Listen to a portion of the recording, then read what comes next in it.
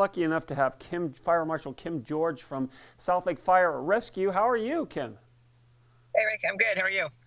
Well, it's kind of, I don't think it's strange. It's all year round fire season, but it's kind of strange to talk about fire season here in the middle of a snowstorm. But let's talk about a temporary refuge area. Yeah, even though it's snowing, you know how it goes. It'll be here and then gone, and then it's gonna be dry season again. So what we're talking about today is a temporary refuge area. This is actually a newer concept that we, as a fire agency, actually haven't discussed with the community or the public. It just hasn't really been something that we've just talked about yet, but it does make sense to send this information out to the community. So what this is, a temporary refuge area, is an area that you might identify during an evacuation that you can use if you can't get out the evacuation route.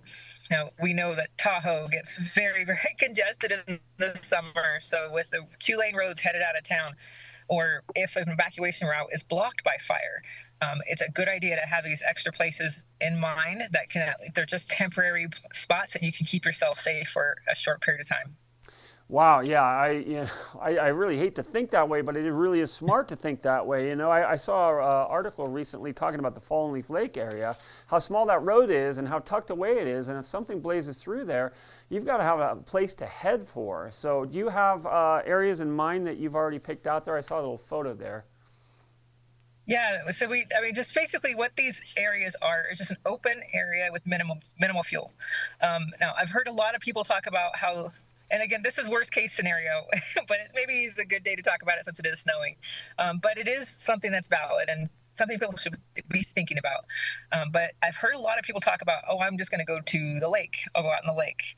And that's not necessarily a terrible idea. If you can get to a beachfront area where there is minimal fuel, where you can be away from the fuel, that could be good. Just something to keep in mind is during these conditions, it's generally going to be very dark. You lose the sun. The sun's gone. It gets very dark, and you have ember cast. So you have embers raining down on you. And generally, this is going to happen when it's very, very windy. So it's a good idea to keep in mind not to necessarily go out on the lake or if you do, it's just going to be a very chaotic situation. If you're just on the beach front, staying on the water is probably, or just right on the beach is probably a safer way to go. And if people are looking for this kind of information, where are they going to find it?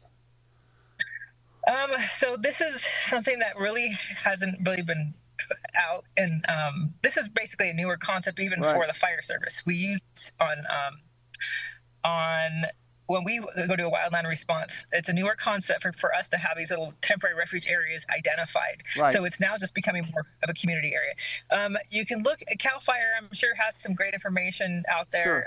On their website. I would look at is it ready to I can't think of it right now. It's off my head, but if you Google Cal Fire and wildfire information, they definitely will have a lot of information there for you. Well, it makes perfect sense because you're not going to really know where to go until you know where that fire is coming from and where it's going. So, all right, great. That is perfect. Anything else I'm forgetting here about this temporary refuge area that you want to say? These are temporary, so they're just something that you want to keep in mind, that you're going to be nimble. You're going to be probably moving to areas where it's safer, maybe Sure. behind buildings, but it's temporary. Just maybe look around your community, where you are, around your house, around your home. If you have a big parking lot nearby, or if you have a big sports area like the LTCC fields, where there's limited fuel, just something just to keep in mind in Brilliant. case we say things change. Very cool.